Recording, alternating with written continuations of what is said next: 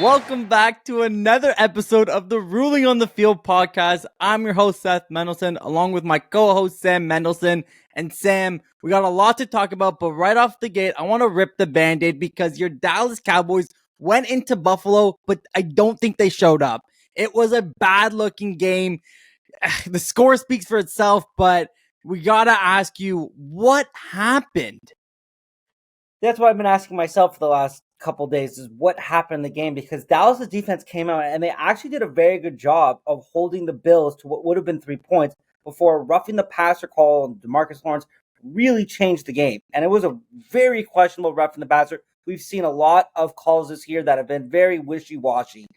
That is definitely one of them. And it kept the Bills' drive alive. And next thing you know, they put up 7 points on the board. And this Dallas Cowboys team has been great at home. And a big reason they've been great at home is because they've been able to jump out to leads and then play that game where they can rush the passer and really control the time of possession. On the road, it's been a different story. They beat Carolina on the road. Okay. Like, Carolina is the worst team in the league. And then they gave Philly a run for their money. But they really struggled for a lot of that. And there was a couple small details in that game where it could have went the other way. But outside of that, they have not played well on the road. And I look back to that 49ers game earlier in the year, they didn't show up. And the same thing happened in this game. Again, that roughing the passer call could have made it 3-0. Dallas was like, okay, we're feeling good. We held Buffalo to 3 points. It's a very hostile environment. We've been to the Buffalo games. You're actually going to a Buffalo Bills game before the year's over. So you're going to feel that atmosphere. But we've been there a few times knowing that those Bills Mafia fans are crazy. But then on the next drive, they have a chance to make another stop. They force Buffalo to punt, and Sam Williams gets called for running into the kicker, and it's a 15-yard penalty, and then that drive continues, and then James Cook took it the rest of the way. This was the end of the Dak Prescott MVP tour, and it was very unfortunate because I was feeling for the first time in my life that I'm going to see a guy on the Dallas Cowboys win an MVP, but you can't put up a stinker like that. 0 passing touchdowns, doesn't get over 200 passing yards. And again, when you control the time of possession, you let James Cook, it's going to be tough to stop the Bills. And we'll talk about, if they get into the playoffs, how dominant they could be. But what were your takeaways from the Cowboys and the Bills? Was it more just the Bills dominating or how bad the Cowboys played?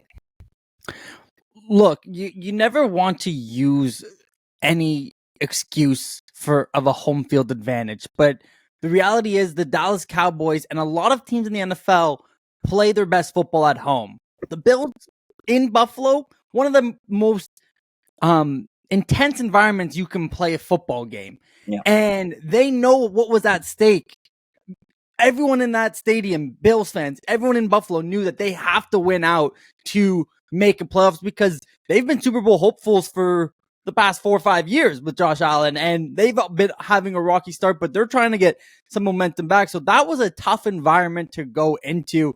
I do think the biggest momentum change, and I want to talk about it, was that roughing into the kicker, because Sam Williams, was it? Yes. Sam Williams completely broke through the line, had every chance to block that punt.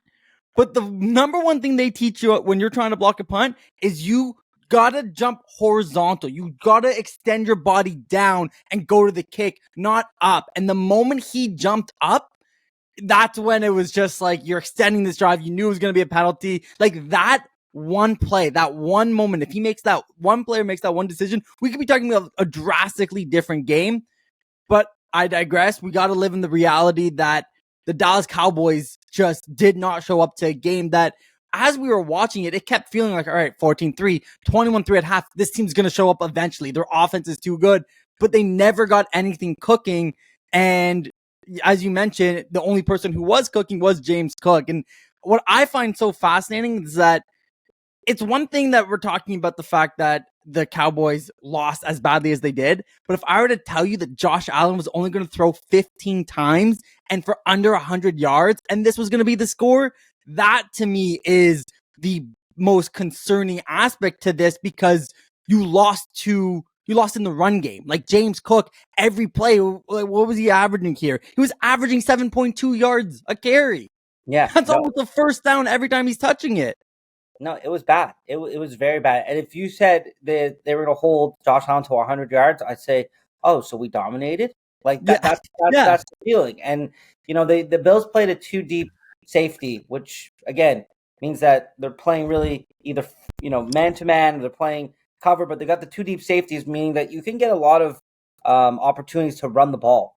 And Tony Pollard, and again, they mentioned it on the broadcast, Kevin Burkhardt and Greg Olsen, that it's taken him a while to get back from where he was last year since that, injury he suffered against the 49ers in the playoffs. He's had some burst as of late, but he's been very he doesn't have that electric, first cut that he had last year. That really was the reason why the Cowboys were able to move off Ezekiel Elliott. Again, a different story for a different day, but he wasn't, obviously making enough big runs, whereas Tony Pollard was. So they gave him the workhorse collar, and just really has been kind of okay. Like, he hasn't been great. And Zach Martin got hurt. I mean, he is questionable to play against Miami. Again, that is obviously our anchor on the offensive line, but this is a Cowboys team that, as good as they've been, and again, they're right now with that Philadelphia loss, and we'll get to that in a second, are still in first in the NFC East and in second place inside the NFC. This is a team that's still the most penalized team in the NFL. And there's calls like that. You mentioned the running into the kicker, the defensive pass interferences that were called, the holding calls, and then obviously the big play with DeMarcus Lawrence, unnecessary roughness on Josh Allen. That's what's going to come down to the key things to winning playoff games and going to the Super Bowl. And right now, after feeling good for a few weeks, I've got those doubts creeping in. Let's see what happens against Miami and Detroit in the next few weeks, but the Cowboys really need to clean things up. Similarly to the Philadelphia Eagles, who dropped another one, Seth, and maybe this one's most surprising, because if I told you that Geno Smith was going to be active but he wouldn't play, and that Drew Lock was going to lead a 93-yard drive, you'd be like, you're out of your mind. Like, you played Madden, or like this was like a multiverse. Like, there's no way that this was happening.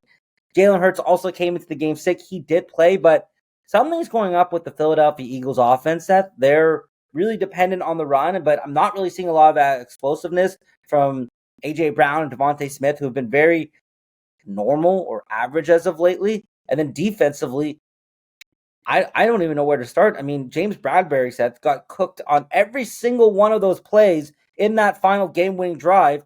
But there were two plays that stood out to me, and that was both Jalen Hurts in the fourth quarter throwing a Hail Mary almost of sorts to Quez Watkins when you're up by 4 points with like 7 minutes to go. And then on 3rd and 1, when you're trying to mount a drive, having one of the best field goal kickers of this year, most clutch kickers, Jake Elliott, all you got to really get is another 15 yards.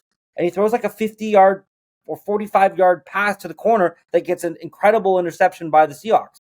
So start on either side of the ball, Seth. What's going on in Philadelphia? Yeah, look, those were definitely two very sus decisions by Jalen Hurts, and we've talked about it throughout. Like, Jalen Hurts has not been playing perfect football. He's turned the ball over this year. That has been something that has happened all season long. But, I also feel like last year around this time, the Eagles also kind of, they were undefeated, and then they kind of had a little stretch where they were losing a few games, and they got their shit figured out. I feel like that's going to be the same situation here. These are, these last 3 games have all been against, contending teams, and the San Francisco 49ers, the Dallas Cowboys, and the Seattle Seahawks.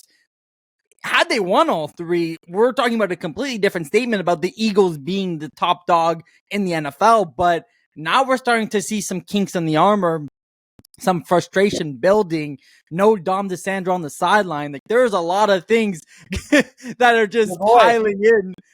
He is my boy. But, I don't want to take away any credit from what the Seattle Seahawks did in this game. And, I saw Pete Carroll's post game in the locker room, firing the boys up. And I loved what he said. It's, you don't win this game in the first quarter. You don't win this game in the second quarter. You don't win this game in the third quarter. You win this game in the fourth quarter. And that's what they did. Drew Lock had a very impressive drive. This is a guy who no one really kind of looked at out of Denver. They never really thought he could be, a QB1. And when your moment comes in the NFL, it's next man up mentality. He was given that moment, and he saved the Seattle Seahawks season for right now. If they lose that game, we're talking about a Seahawks team that is probably not making the playoffs, Now they got a chance at 7-7. There's 5 other teams at 7-7 in the NFC. They're right there. And, I also wanted to touch about this because I mentioned when we were talking about this playoff picture, one of the biggest things for Seattle was being healthy. And Ken Walker looked good in this game. He looked shifty. He looked like he bounced right back from this injury, and that offense looked different as a result. JSN coming in with a huge catch, and it was a perfect throw by Drew Lock. DK Metcalf made 2 amazing plays. One, I don't even know how he caught. He caught it on his back and then kept it off the ground. But yeah, I mean, this is an Eagles team that there's a lot of questions, and you're talking about last year, Jalen Hurts got hurt, and Gardner Minshew came in, lost a couple games. And you could say, well, Philadelphia's gone through their little gauntlet right now where they've lost to San Fran, Dallas, and now Seattle. 2 of those games being on the road, and they've got New York twice with Tommy DeVito and Arizona. I don't know if I'm guaranteeing Philadelphia to win those 3 games. Now, I would say that they have an edge over the Cowboys to win the division because their schedule is a lot leaner than the Cowboys. But there's clearly some issues, and they're very dependent on Jalen Hurts to run the ball. DeAndre Swift is pretty much the only guy that's been able to do anything offensively and on a consistent basis. But we saw earlier in the year, this team was putting up 30, 35 points. A.J. Brown was getting 120 yards. Devontae Smith, Dallas Goedert, was chipping in here and there. I'm really not seeing that, and maybe it goes back to basics. But the one telling sign for me is that Jason Kelce gets called for an offensive offside penalty. And apparently there's been some rumblings that he does this a lot where he takes the ball on the tush push and he actually moves it up a yard. Now, again, he was called on this particular game and hadn't been called in the past. He's obviously one of the best centers in the game, but something to keep an eye on, and something that, this week after what happened with Kadarius Toney last week, I saw at least 5, 6, maybe even 7 offensive offsides called this week. And that was crazy to me. Yeah, it will definitely be something to monitor going forward. But let's stick with the NFC West, and we're going to talk about the LA Rams at the end of this episode because they have looked very good, stringing a few wins, getting healthy. But the San Francisco 49ers, who continue to steamroll, this offense looks absolutely electric. Wasn't even a doubt against the Arizona Cardinals.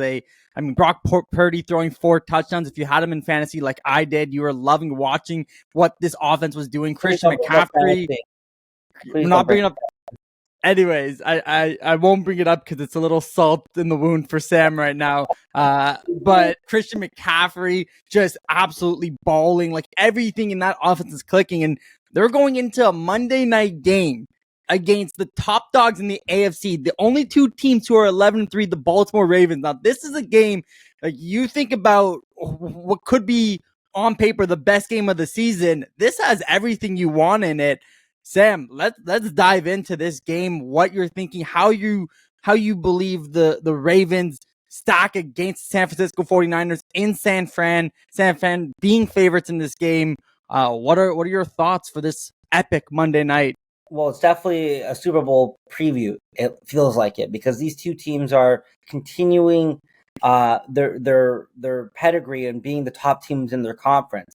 And Baltimore's been that team again this year that no one's really talking about. Everyone's talking about Mahomes and the struggles with their wide receivers, or they're talking about Josh Allen and the Bills, or they're talking about, all these other storylines. And we know what the 49ers have, and we'll talk about that in a second. But to me, the Ravens are that team that they've just got everything going. And to me, the big injury coming out of last Sunday night game was Keaton Mitchell. I think he added a different perspective to the Baltimore Ravens offense. And him being out with a full ACL tear, that is going to be tough because when you look at what they have in the run game, and this is a team that we saw Lamar Jackson with 10-plus rushes, Gus Edwards will be that goal line guy. But it really comes down to where are those explosive plays coming from. Now, we saw a little bit from Isaiah Likely, who, again, is replacing Mark Andrews because their tight end, their Pro Bowl tight end, one of the perennial all-stars in the league, is out for the year. But Isaiah Likely stepped up very nicely for the last couple of weeks. Again, I had him in fantasy, but I lost both my fantasies, so it's not something I really want to be talking about. But Isaiah Likely, with 2 big games, he is now that reliable guy for Lamar Jackson. but I didn't see anything from Zay Flowers. I didn't see anything from Odell Beckham Jr. And maybe that's a testament to the Jaguars offense, because a week ago against the Rams, they both had a touchdown and they both had big games.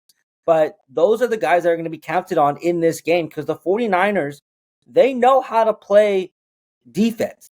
Chase Young really hasn't been that big of a factor, but you still got Fred Warner, you still got Nick Bosa, and they're still making plays. Sure, the Cardinals were able to get some big drives going for them, but ultimately, this is an offense for San Fran that's going to put up points, regardless of who they're facing. Now, I do like Baltimore's defense. I've told you off the air, I've told many people, I think the best middle linebacker in the game is Roquan Smith. Some people will say Fred Warner. We're going to see both of them in action on Monday night. And honestly, that's why I think it's going to be, again, it could be a Super Bowl preview, but this is two of the best teams, clearly top of their own conferences. Seth, where do you lean on this game? Yeah, I think this is really going to be interesting to see if the Baltimore Ravens defense can make stops, because right now it doesn't look like anyone can stop this San Francisco offense. And obviously you got Roquan Smith, you've got Kyle Hamilton, you've got a lot of big players on this defense that completely shut down the Jaguars. Now, I think Jacksonville made a lot of mistakes. I mean, that play at the end of the half, that could have been a field goal, but the guy gets taken down inbounds, a couple missed kicks as well. So, there was some of, Jacksonville Jaguars losing that game on their own hand, and because we could have seen a lot closer matchup. But nonetheless, this Baltimore Ravens defense is their identity. And you had mentioned that the really big injury of Keaton Mitchell, and that is going to be a big blow. He was their most explosive running back that wasn't a quarterback. And what I mean by I say that is, Lamar Jackson, who ran for almost 100 yards last game, is looking great on the ground. But you needed that complement. Gus Edwards is very good north to south runner. You want to get those 1-2 yard touchdowns. He's the guy that can punch it in. But Keaton Mitchell gave them such a versatile look that opened up the field. So that's going to be a tough blow. But you mentioned Isaiah Likely. You mentioned how we are seeing weapons around Lamar Jackson, and we are seeing a healthy Lamar Jackson at the end of this, season as we're coming to the stretch. So Baltimore right now has a lot of momentum, a lot of hype going into this game. And this is a game that they can seriously prove not only to the league, but to themselves that they are Super Bowl contenders. Because I do think, even though we're looking at an 11-3, probably the team that's going to get the bye in the AFC, but they still have to play Miami, and that will be a big game. Yep. So I'm not going to obviously say it's written in stone, but this is the kind of game that can really put some serious thought of the Baltimore Ravens as a Super Bowl contender. I'm not saying that those thoughts aren't happening already, but this is a really, really big test. And the Ravens signed Melvin Gordon, which, again, he's no Keaton Mitchell, and his best days are behind him, but they're just looking to plug in. Because, again, they lost J.K. Dobbins earlier this year. They've lost a lot of guys, and yet they're still, playing well. And, again, I think a large part of that is on their defensive side.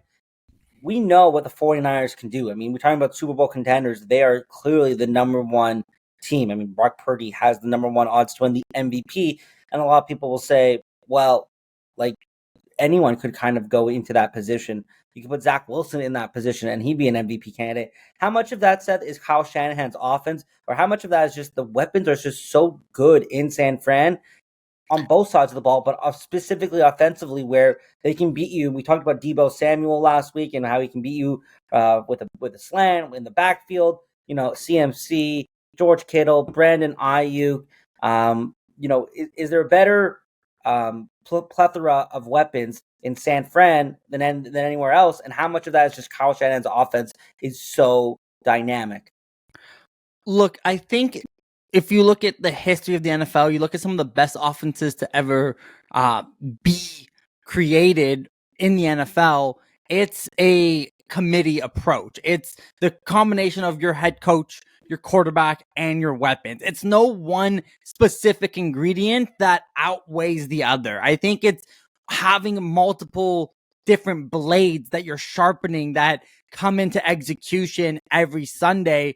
And obviously it does start with the decision making that is the playbook, what plays being called, the designs, and the quarterback making those decisions of facilitating the ball. But it's really a committee that puts it all together. And that's what the San Francisco 49ers offense is. It is everything working together. And we're talking about a team that has some of the best blocking schemes in the entire NFL. The way they use Kyle Juszczyk and George Kittle and Trent Williams, their blocking is miles ahead of some of the other teams in the NFL. And obviously that starts with the culture and, Kyle Shanahan wanting to create that, image and identity of this offense, but it's also the players that they have involved. And, I think what we got to give a lot of respect for Brock Purdy is because even if you're a part of a perfect system, if you're the facilitator,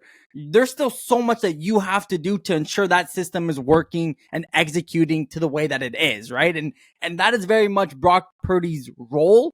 But that is what a quarterback is. They are the facilitator on the field. They are the leader on the field. They're making sure that the decisions of the coach are being implemented on the field, but also having to make those micro decisions in certain audibles. And Brock Purdy's doing that. He is seeing the game very, very well. And, we are looking at the next coming of a Tom Brady type of story where this guy who is this Mr. Irrelevant is just playing at such a caliber that it's hard not to root for him. And so that will be very interesting to see if Brock Purdy can bring a Super Bowl to the Bay. Could be putting himself in some really interesting conversations. That's for sure. If he wins the Super Bowl, there's 100% a movie about him. So, there's no question. And the thing for me with Brock Purdy is the last, few weeks, he's not been turning the ball over, whereas they had that 3-game skid where they would turn the ball over. And that to me, and even though Cam Newton came out on his own podcast saying that he's not one of those dynamic quarterbacks and he's just a game manager, you're right. Quarterbacks have to manage games and they have to find ways to win, similarly to how Joe Flacco has been doing with the Browns. And I just want to talk quickly because there was a guy. You love Joe Flacco. Honestly, he won a Super Bowl as Baltimore San Fran. We're talking about it. So there's the thread. His only Super Bowl was that Baltimore San Fran. And I always think back to that play against the Broncos in Denver, dying seconds in the fourth quarter, and he throws a Hail Mary pass down the sidelines to Jacoby Jones, which sends the game to overtime. It eventually goes to double overtime where Justin Tucker kicks the game-winning field goal. One of those really memorable playoff games, in my opinion, over the last, decade or so. And at the end of the day, this guy was on his couch a month ago, and now he's won a couple games, and 2 straight now. Again, he got away with one because there was a Hail Mary in that game. At the end of that, we're talking about Hail Marys, where Justin Fields threw a perfect pass, and it landed in Darnell Mooney's hands, and it ends up getting intercepted because he couldn't catch it. I actually saw a guy talk about his worst fantasy football beat of all time in the playoffs is he had Justin Fields and he lost by a point and he lost -2 points. That play could have just been a drop, and it's like, okay, that's fine. But because it ended up being bobbled when he was going down and caught by the Browns defense, that lost him the fantasy. One of those, I don't know why. Yeah, that is a brutal way to lose in the fantasy playoffs. But Seth, just quick note on just what the Browns are doing. And because the Steelers have struggled, we'll talk about the AFC South in just a minute maybe, but Joe Flacco has the Browns in a playoff position right now, and this is a guy this is the 4th quarterback to come in for Cleveland this year, and it's looking like Cleveland's offense is getting things going. He's making great plays to David Njoku, Amari Cooper. That offense looks really good, and we know what that defense can do as well. And look, we went to a game earlier this year in Cleveland against Baltimore where Deshaun Watson was hurt for that game, so they brought in DTR, and it just, you can just sense it there in Cleveland. It was just another quarterback coming in, Deshaun Watson hurt, just the frustration. And I can only imagine what that frustration felt like when Deshaun Watson was eventually ruled out for the season.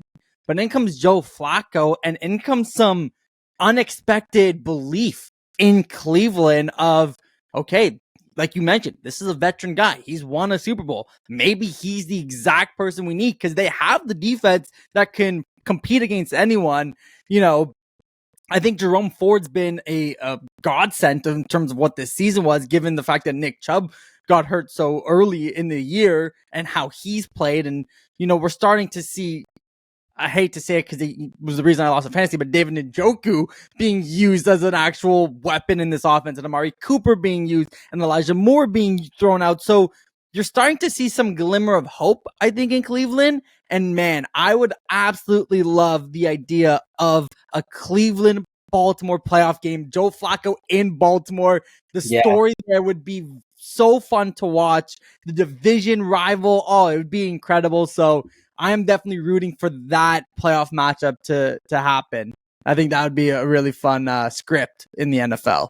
Well, we talked about the last few weeks, there seems to be no script in the NFL, and there seems to be no script inside the AFC South, as the Jaguars, Texans, and Colts are all tied. The Colts win their game on Saturday. We've talked about Gardner Minshew, and you'll touch about that in just a second. But Houston Texans they come away with the win without C.J. Stroud, who was in concussion protocol, may or may not play this week.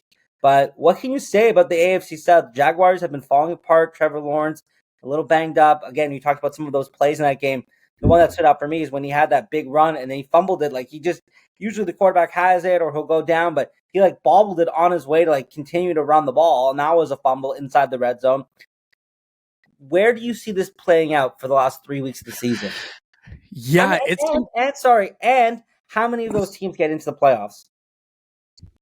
I think two of the three teams can make it, but it is all dependent on the health of Trevor Lawrence and CJ Stroud. And, what I find very interesting about these three teams is, all season, Indianapolis has had to deal with the adversity of injuries, of Anthony Richardson going down and Gardner Minshew stepping up. This game against Pittsburgh, Zach Moss and Michael Pittman go down.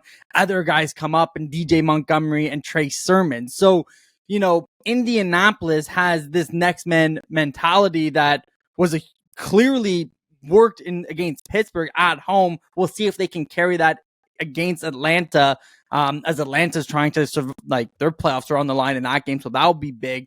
But Jonathan Taylor should be healthy, whereas Jacksonville and Houston are now having to rely on these guys deep in their locker room to get them into a playoff position, and we'll see what happens, right? And I think there is a lot of promise and potential of what the AFC South is going to shape up to be. We're even seeing Will Levis, starting to ball and starting to show some glimpses of what he could be as a future quarterback for Tennessee. So there's a lot of excitement right now in this division. How it's going to play out, Sam, I think it's really going to come down to, this is a very tough matchup this week for Jacksonville going into Tampa Bay, who's trying to win their division, currently at 7-7 and in that spot.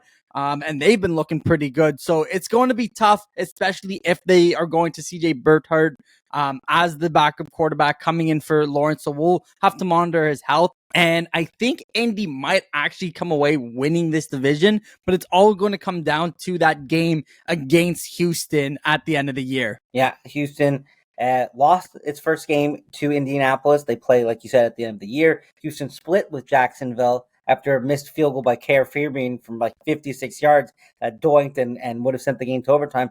And Jacksonville won 2 against Indy. Just a quick note, Jacksonville at Tampa Bay, as you mentioned this week, Baker Mayfield coming off the first ever perfect quarterback rating in Lambeau Field with an amazing 4-touchdown performance. Then home to Carolina at Tennessee. Whereas Houston's got Joe Flacco at home this week. Then they got Tennessee and then at Indianapolis. And then with the Colts, they've got, as you mentioned, Atlanta, Vegas, and then they've got at home against Houston. So it'll be a very interesting AFC South to monitor as we head down the stretch. And Seth, I think it's the perfect segue into our 2-minute warning. Mm-hmm. This 2-minute warning, we're talking about two teams who've been on the rise, who should have been considered as playoff teams going in. A lot of people, though, maybe didn't have the Los Angeles Rams as a playoff team, even though Matt Stafford was healthy and Cooper Kupp was running it back and all those things. But we're going to have our 2-minute warning, and we're going to break down, Seth, and we'll start with you. The Bills or the Rams? Which team, if they get into the playoffs, and that's a big word, if they get into the playoffs, would be more of a threat to their conference, their respective conferences? Look, obviously there's a lot of points that can be made for both these teams. These are not teams that you want to play. Look, you don't want to play any team that has a hot hand going into the playoffs, these two in particular, but I got to ride with Bills Mafia here because Buffalo is just too explosive of a team, and there's so much talent, and they're just so dangerous. I think maybe even having that, type of season where they had to fight and claw their way into the playoffs can build that character that could be defining in what could be a Super Bowl run. And, when we always talk about the Bills for the past 3 years, it was like, Josh Allen is just dominant player. Stephon Diggs is dominant, but they have no run game. That's always been that component in their offense that has been, easy to pick out. But what, if anything, these last 2 weeks has shown me is James Cook is starting to get things rolling. That offensive line is creating holes. Now, is that more of a bad look on the Dallas Cowboys run defense?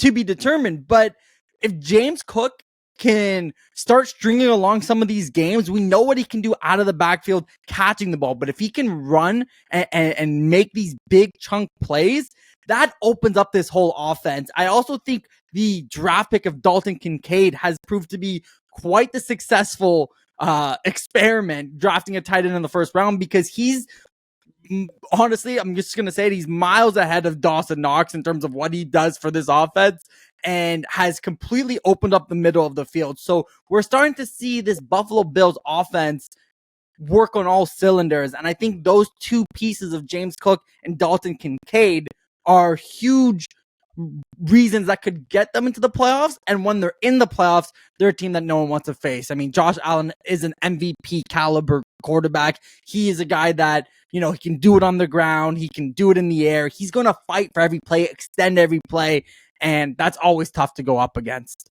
And it definitely seems, since they fired their offensive coordinator, Ken Dorsey, and they brought in Joe Brady, that he is getting the ball more to James Cook. And as we talked about earlier in the podcast, Bills ran, James Cook had 7.2 yards per carry. Josh Allen threw for 100 yards, and they still dominated. So if they can continue to do that, that is a recipe for success. I'm very questionable about the defense. I don't know if Dallas clearly didn't bring their A game, but we'll see what they can do. I'm going to take the Los Angeles Rams. I nearly said the Detroit Lions because you had mentioned earlier, I would love to see Joe Flacco going up against Baltimore. I would love to see Matthew Stafford and the Rams going on the road to Detroit for a playoff game. That would be incredible. I mean, it's just been a great story for the Rams this year. They started off the season with a win at Seattle, and everyone was like, this is a team that no one's expecting to make the playoffs. That was without Cooper Kupp, too. And that was without Cooper Kupp. That was the early signs of Puka Nacua, who, he won't win Offensive Rookie of the Year to C.J. Stroud, but he'll get some nominations. I mean, he's been fantastic. Now you talked about it. They're healthy. Cooper Kupp has been great. Kyron Williams, maybe that unsung hero that, if you have him in fantasy, this guy is just putting up numbers. It's incredible what he's doing. And the last few weeks, the offensive line, which I've questioned for most of the season, has kept Matthew Stafford up, and he's playing at an elite level. Him, Cooper Kupp, Puka Nacua. I mean, they brought in Demarcus Robinson. He scored a touchdown last week. They're finding ways to do it, and similar to how we talked about Kyle Shanahan's offense earlier in the year, Sean McVay, and again, that is that whole Washington tree. When you think about all the guys, Matt LaFleur, Mike McDaniel, Sean McVay, Kyle Shanahan, all were in Washington as coaches at one time together, and now they're all head coaches doing amazing things for their own respective teams. Washington's in disarray. I digress. Sean McVay has that offense clicking, and defensively, you still got Aaron Donald. They're not the big names that they had back in the day, but they have that Super Bowl caliber still. They're not too far removed. And again, we've talked about some of the big game breakers in defensively: Myles Garrett, Micah Parsons, T.J. Watt. Everyone's still sleeping on Aaron Donald, who is slowly but surely still having another very productive and solid year. And he's still getting double teamed, triple teamed, and they're using their defensive schemes to work around that to make sure that other guys come in and make plays. They went into Baltimore 2 weeks ago or last week, whatever you want to look at it, and they nearly came away with a win. They lost in overtime on a punt return, but we talked about this many times. Going into Baltimore, very tough place to play. Detroit got blown out, Seattle got blown out, and the Rams traveling from West Coast to the East Coast and then putting up a big fight like that. you're right. You got to be healthy at the right time. The Rams seem to be doing that. And I look at that playoff picture in the AFC and I think, yeah, the Bills are going to have to either go into Kansas City or they're going to have to go into Baltimore. Like, they might have to go into Miami again. Like, there'll be some tough situations there. When I look at the NFC, they could go up against the Rams. I mean, I don't think they're going to get the 5 seed, but they can go up against Detroit or maybe Dallas or a Philly team that's maybe not at its best right now. So they're a team that I think that you have to watch out for. And when you got Sean McVay, Matthew Stafford, Aaron Donald, and that Super Bowl trio still together, and then you obviously add a healthy Cooper Kupp, they'll be very tough to beat. And I think they'll be very tough out in the NFC if they get in. Yeah, I think those are very valid points. I mean, this is a team that won a Super Bowl very recently, and they know what it takes once you're in the playoffs to get to that point. They know it's not easy. They know exactly what it comes down to. So it'll be fun to watch. Like we were talking about this, like there are currently 5 teams in the AFC that are 8-6, and there are currently 5 teams in the NFC that are 7-7. So this playoff race is only getting more intense as the weeks goes on. And after further review, the ruling on the field says that this is going to be a really fun final 3 weeks of the NFL, and we're excited to cover it all with you guys.